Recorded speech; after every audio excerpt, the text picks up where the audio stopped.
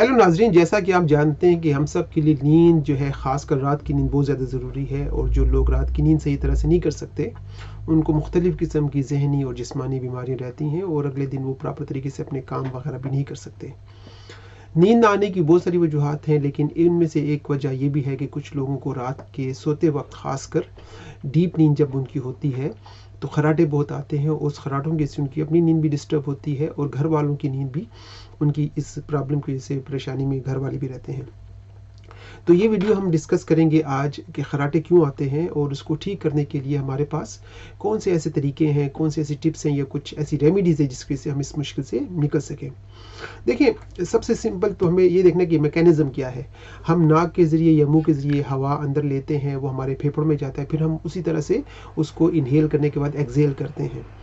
और जब हमारी जो हवा की नाली है उसमें किसी तरह की कंस्ट्रिक्शन हो जाए या उसमें किसी किस्म की बंदिश हो जाए तो उस वजह से हमें खराटे आ सकते हैं। यानी हमें सांस लेने में या सांस निकालने में दुश्वारी जब होगी तो हमें खराटे आएंगे, उसकी वजह से होंगे। अब उसकी बहुत सारी वजूहत हो सकती हैं। एक वजह तो ये कि नाक के अंदर कोई हदूद बड़े हुए जिनको नॉर्मली नेज़ल पोलिप्स कहते हैं, या पीछे की तरफ हमारे ग्लैंड्स होते हैं, इसको एडिनॉइड्स कहते हैं, वो बाज़ औक़ात बढ़ जाते हैं। गले के अंदर बाज़ औक़ात आपने देखा होगा कि टॉन्सिल्स हो जाते हैं। तो बहुत सारी वजूहत हैं और अगर हम वजह को देखकर उसका इलाज करें तो हमें काफ़ी बेहतर पता हो सकता है कि हम कैसे अपनी बीमारी को ठीक कर सकते हैं। तो चलिए देखते हैं कि इसके अलावा भी अगर किसी को जो है खराटों का मसला है, ख़ासकर रात के वक्त सोते वक्त अगर उनको बहुत ज़्यादा खराटे आते हैं ऊंची आवाज़ वाले, तो उनसे कैसे बचा जा सकता है, इस वीडियो में आज ये देखेंगे। लेकिन कोई भी अपना इलाज करने से पहले अपने डॉक्टर से ज़रूर मशवरा कर लें, सेल्फ मेडिकेशन को अवॉइड करें। अब हम देखते हैं कि जो सबसे मेन वजह होती है खराटों की, उसके पीछे होती ही जो है ये अपना ऑब्स्ट्रक्शन है, किसी किस्म की बंदिश है। अब वो क्यों हो सकती है? क्योंकि हमारे मुंह के अंदर एक एरिया, उसको कहते हैं पैलेट या तालू, उसमें बाजू का जो है थिकनिंग आ जाती है, उसमें मोटापा आ जाता है। और दूसरा मैंने बताया कि आपका जो एयर पैसेज है, एयरवे जिसको हम कहते हैं, वो नैरो हो गया, तंग हो गया है। अगर आपके गर्दन के अंदर के मसल्स कमज़ोर हो गए तब भी आपको ये मसला हो सकता है। साथ ही साथ कुछ लोगों को ओबेसिटी का और वेट का बड़ा मसला होता है। अगर आपका वजन बड़ा ज़्यादा है और जिन लोगों की गर्दन मोटी होती है उनके अंदर खराटों के होने का मसला ज़्यादा दिखा जाता है। साथ ही साथ कोल्ड होता है, वेदर, ये साइनसाइटिस का इनको मसला होता है, ये किसी किस्म की एलर्जीज है, तब भी आपको ये मसला हो सकता है। प्रेगनेंसी में औरतों को ये प्रॉब्लम हो जाती है। और एक कंडीशन जिसको नाक के अंदर कहते हैं डिविएटेड नेजल सेप्टम यानी डीएनएस, जो कि पॉलिप्स की वजह से होता है, ग्रोथ की वजह से होता है, और ये भी स्नोरिंग या खराटों की वजह बन सकते हैं। और एक और कंडीशन को कहते हैं स्लीप एपनिया, वो भी बीमारी बना सकते हैं। तो नाज़रीन, ये तो कुछ वजूहत थी कि आपके अंदर खराटे लेने की वजूहत क्या हो सकती हैं। डीएनएस हो सकता है, यानी आपके नाक की हड्डी टेढ़ी है, अंदर कोई खलूत बढ़ गया है, या अगर आपको वजन बहुत ज़्यादा है। और जिन लोगों की गर्दन मोटी होती है, थिक होती है, उनके अंदर या वीक मसल की वजह से भी प्रॉब्लम होता है। अब हम देखेंगे इसका सोल्यूशन क्या है। सोल्यूशन में अगर एक सप्लीमेंट है जो बनता है क्रैम बार्क से, अगर इसका आप कुछ अर्से इस्तेमाल करेंगे तो काफ़ी हद तक आपको स्नोरिंग में फ़र्क पड़ेगा। इसके अलावा एक और टिप जो बहुत ही यूज़फुल होती है कि अगर आप रात को सोने से पहले एक्स्ट्रा वर्जन जो ओलिव ऑयल होता है, जैतून का तेल होता है, उसकी एक छोटी चम्मच पी लें तो गर्दन के अंदर यानी आपकी जो हवा की नाली है, ये अंदर जो हिस्से हैं वो लुब्रिकेट हो जाएंगे और आपको सांस लेने में आसानी हो सकेगी। साथ ही साथ आप लोग ये भी करें कि आप जो है ह्यूमिडिफायर का इस्तेमाल करें। उससे ये होगा कि आपका जो इन्वायरमेंट है, कमरा है, उसमें मॉइस्चर आएगा और इन्फ्लेमेशन और कंजेस्शन जो है आपके गले के अंदर या हवा की नाली के अंदर है, वो बेहतर हो जाएगी। इसके अलावा कुछ अरोमाथेरेपी एसेंशियल ऑयल्स हैं जो स्नोरिंग में बहुत ज़्यादा हेल्प करते हैं। ख़ासकर कुछ ऑयल जो आपके साथ मैं शेयर करूँगा उनमें है पेपरमिंट, टी ट्री और यूकलिप्टस ऑयल। और ये आपके नाक के जो पैसेजेस हैं, खासकर जिन लोगों को स्नोरिंग का या खराटों का मसला होता है, उसमें बहुत ज़्यादा हेल्प देते हैं। तो आप ज़रूर रात को सोते वक्त स्टीम इनहेलेशन किया करें, या पेपरमिंट के साथ, टी ट्री के साथ, या यूकलिप्टस के साथ, जिससे आपको काफ़ी फ़र्क पड़ेगा। आखिर में मैं आपके साथ कुछ टॉप 3 होम्योपैथिक रेमेडीज़ शेयर करूंगा। जो लोग होम्योपैथी के बारे में जानते हैं या जो इनको पसंद करते हैं, तो उनके लिए ऐसी कौन सी 3 मेडिसिन जो हेल्प कर सकती हैं।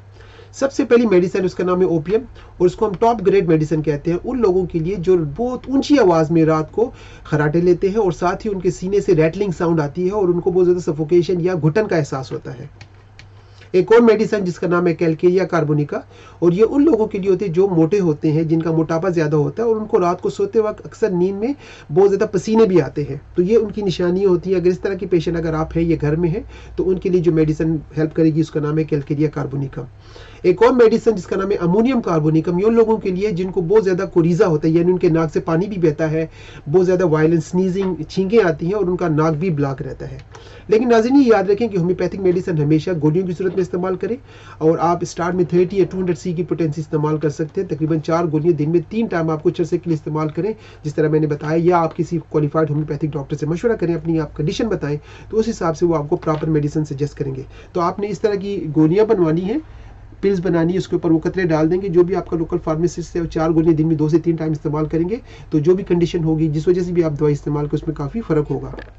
साथ ही साथ उसके ऊपर आप अपना लेबल लगा लें, ताकि आपको याद रहे कि कौन सी दवाई किसके अंदर है।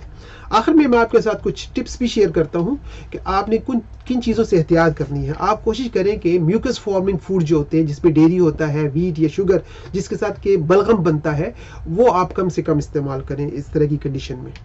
दूसरा आपने ये करना है कि रात को सोने से पहले तकरीबन 3 से 4 घंटे पहले आप अपना खाना खा लें। खाना खाना जो है ना, टाइम पे सोने से 3-4 घंटे पहले बहुत ज़रूरी होता है, इससे भी आपको बहुत ज़्यादा फ़र्क होगा। इसके अलावा जो सबसे मेन प्रॉब्लम आपके अंदर है, अगर मोटापा है तो उसको आप ज़रूर कम करें। अगर जब तक आप अपना वज़न नहीं कम करेंगे, आपको ये मुश्किल रहेगी। और साथ ही साथ अपनी स्लीप करते वक्त आप कोशिश करें साइड पे लेटें, यानी स्ट्रेट लेटने से बेहतर है कि आप साइड पे लेटें। और साथ ही साथ कोशिश करें अपना तकिया या अपना बेड जो है उसका हेड ऊपर कर लें, तो इसकी वजह से भी आपको इस बीमारी में बहुत ज़्यादा हेल्प मिलेगी। लेकिन कोई भी इलाज करने से पहले आप अपने डॉक्टर से ज़रूर मशवरा करें।